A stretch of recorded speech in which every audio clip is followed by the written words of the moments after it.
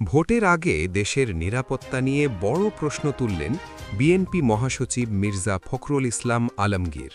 সরকার কি সত্যিই অবৈধ অস্ত্র উদ্ধারে ব্যর্থ?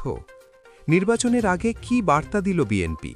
সব জানতে ভিডিওটি শেষ পর্যন্ত দেখুন। সোমবার ১২ জানুয়ারি ঠাকুরগাঁয়ে গণমাধ্যম কর্মীদের সঙ্গে মতবিনিময়কালে বিএনপি মহাসচিব মির্জা ফখরুল ইসলাম আলমগীর বলেন, দেশের সার্বিক আইনশৃঙ্খলা পরিস্থিতি এখনও উন্নতি ঘটেনি। তার অভিযোগ, নির্বাচনকে সামনে রেখে সরকার এখনও উল্লেখযোগ্য কোনো অবৈধ অস্ত্র উদ্ধার করতে পারেনি, যা স্পষ্টভাবে সরকারের ব্যর্থতা তুলে ধরে।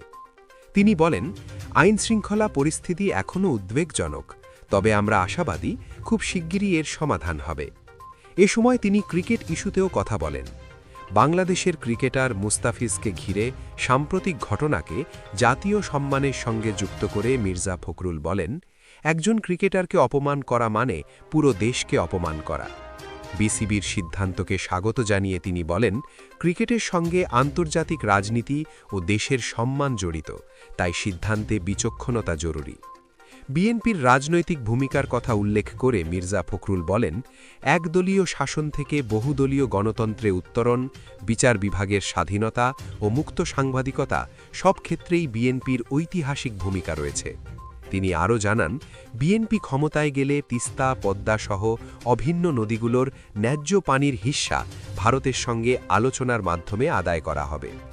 ভোটের আগে আইনশৃঙ্খলা, অবৈধ অস্ত্র আর দেশের ভবিষ্যৎ সব মিলিয়ে রাজনীতি এখন চরম উত্তেজনাপূর্ণ। আপনার কি মনে হয়, সরকার কি সত্যিই ব্যর্থ? নিচে কমেন্টে আপনার মতামত জানান। ভিডিওটি ভালো লাগলে অবশ্যই লাইক দিন। গুরুত্বপূর্ণ খবর সবার কাছে পৌঁছে দিতে শেয়ার করুন।